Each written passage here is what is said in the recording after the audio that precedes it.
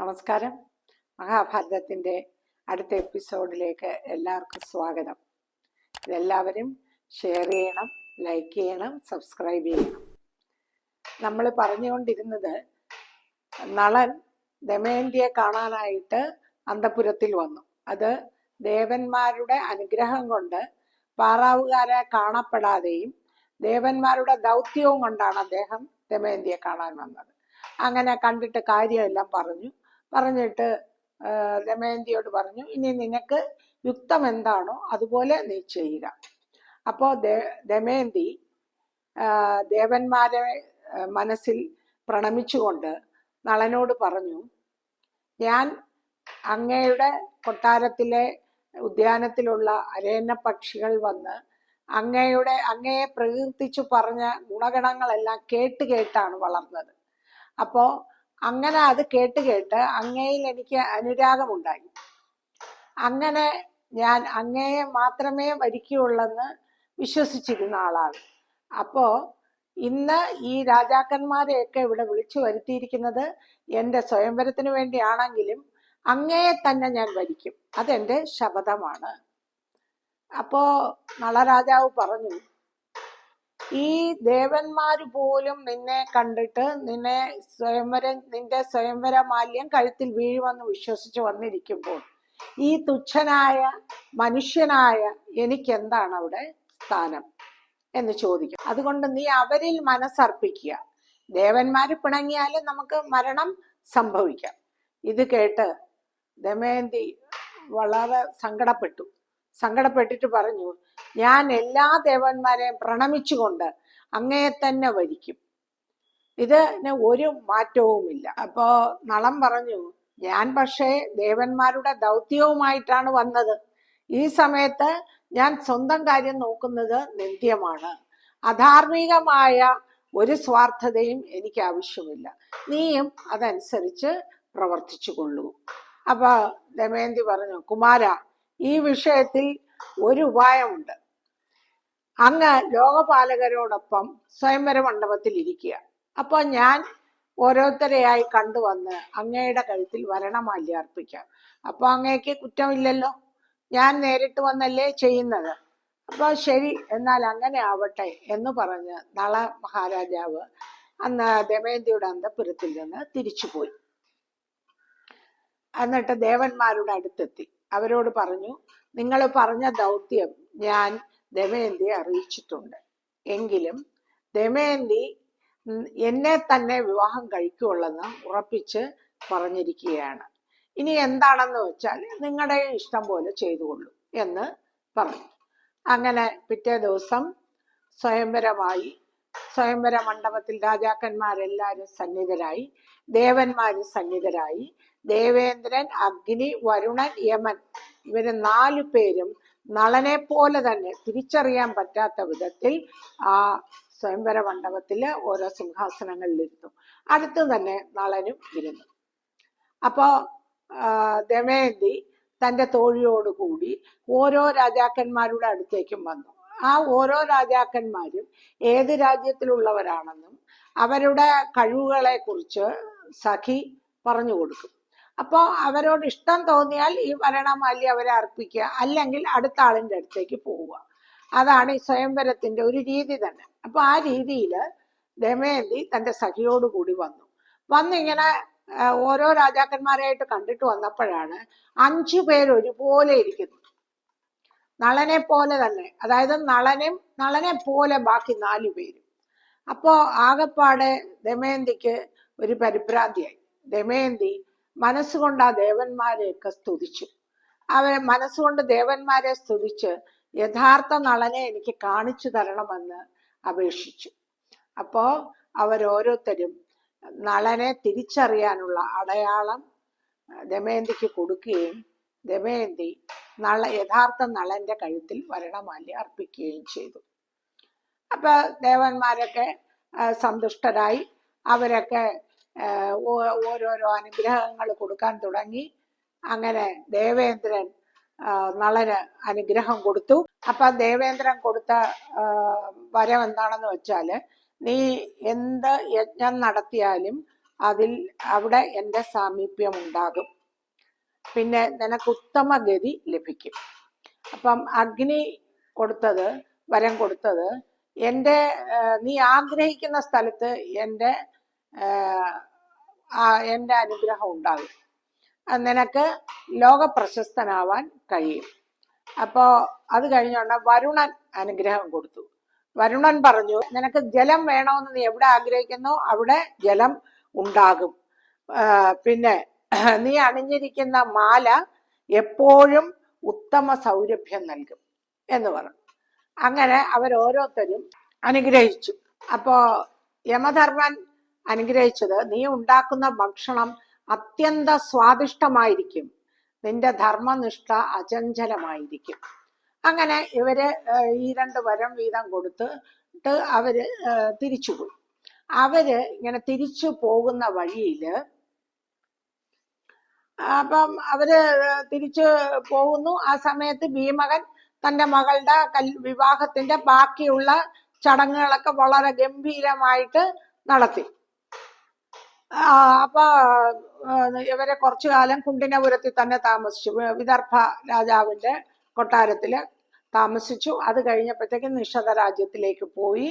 അവിടെ നളൻ തന്റെ പ്രജാപരിപാലനവും യാഗങ്ങളും എല്ലാം നടത്തി വളരെ സന്തുഷ്ടനായി കഴിഞ്ഞു. അദ്ദേഹത്തോടൊപ്പം തന്നെ ദമയന്തി സന്തുഷ്ടയായിട്ട് കഴിഞ്ഞു. അങ്ങനെ 10-12 വർഷം അവർ കഴിഞ്ഞു. അങ്ങനെ കഴിഞ്ഞ സമയത്ത് അവർക്ക് ഒരു പുത്രനും ഒരു പുത്രിയും ഉണ്ടായി.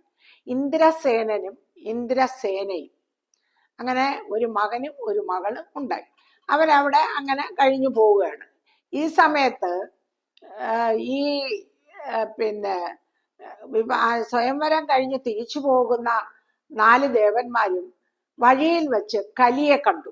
കലിയും ദ്വാപരനും അവര് വളരെ വേഗത്തിൽ വിദർഭ രാജ്യത്തിലേക്ക് പോവുകയാണ്.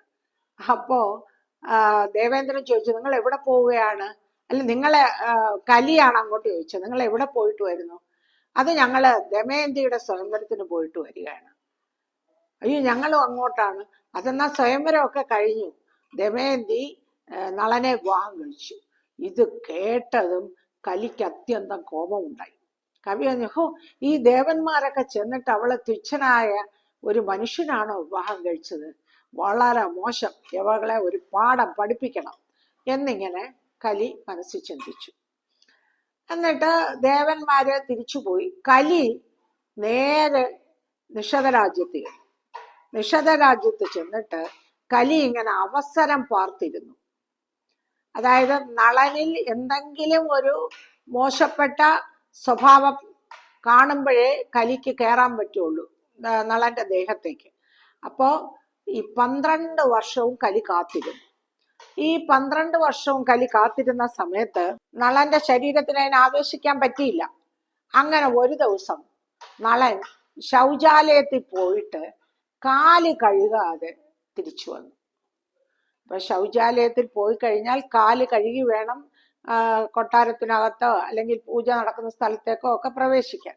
അപ്പൊ അദ്ദേഹം കാല് കഴുകിയില്ല. ഈ സമയം കൊണ്ട് കലി നളന്റെ ശരീരത്തിൽ പ്രവേശിച്ചു. നളന്റെ ശരീരത്തിൽ പ്രവേശിച്ചിട്ട് ദ്വാപരനോട് പറഞ്ഞു, ഞാന് ചൂതുകളി നടത്തി വേണം നളനെ തോൽപ്പിക്കാൻ. നളനും ചൂതുകളിയിൽ വളരെ വൈഭവമുള്ള ആളായിരുന്നു. അപ്പോ നീ ചൂതിന്റെ കരുക്കളായിട്ട് നിന്ന് എന്നെ സഹായിക്കണം എന്ന് പറഞ്ഞു. അപ്പം ദ്വാപരനും അത് സമ്മതിച്ചു. കലി 1 ദിവസം പിന്നെ നളന്റെ ശരീരത്തിൽ കയറിയല്ലോ. ഒപ്പം തന്നെ മറ്റൊരു രൂപം ധരിച്ചിട്ട് നളന് പുഷ്കരൻ എന്നൊരു സഹോദരൻ ഉണ്ടായിരുന്നു.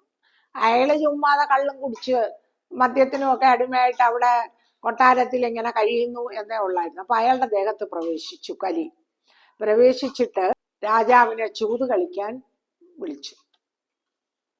അപ്പോ നളന് ചൂതുകളിയിൽ നല്ല വൈഭവമുള്ള ആളാണ്.